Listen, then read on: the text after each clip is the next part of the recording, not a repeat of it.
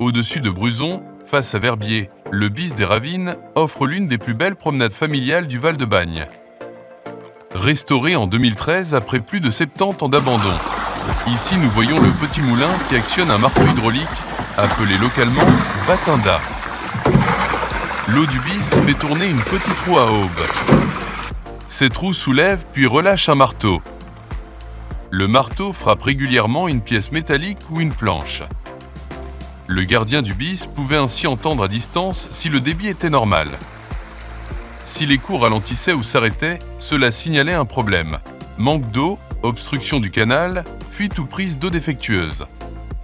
C'était donc un système d'alarme et de contrôle du débit avant l'existence des instruments modernes.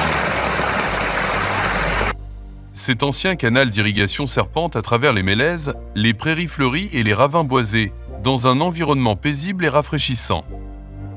Le parcours, d'environ 4 km en boucle, est accessible à tous.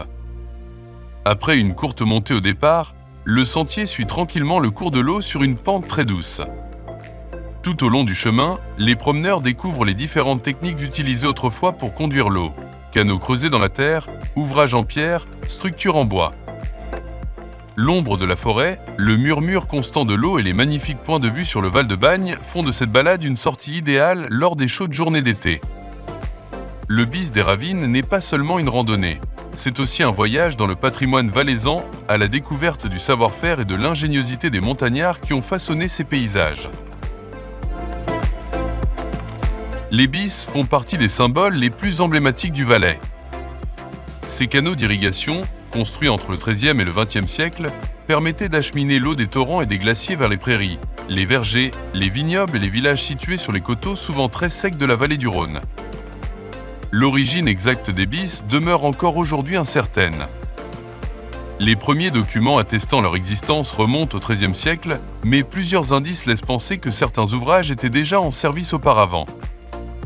Au fil des siècles, les communautés valaisannes ont développé un remarquable réseau hydraulique, parfois suspendu à des falaises vertigineuses ou creusées dans la roche. Bien plus que de simples canaux, les bis ont façonné la vie économique et sociale du canton. Leur construction et leur entretien nécessitaient une organisation collective rigoureuse. Chaque famille disposait de droits d'eau précis et participait aux travaux annuels indispensables au bon fonctionnement du réseau. Aujourd'hui, même si beaucoup de bis n'ont plus leur fonction agricole d'origine, ils demeurent des témoins exceptionnels du patrimoine valaisan. Transformés en sentiers de randonnée, ils offrent aux visiteurs une immersion unique dans l'histoire, la nature et les traditions des Alpes.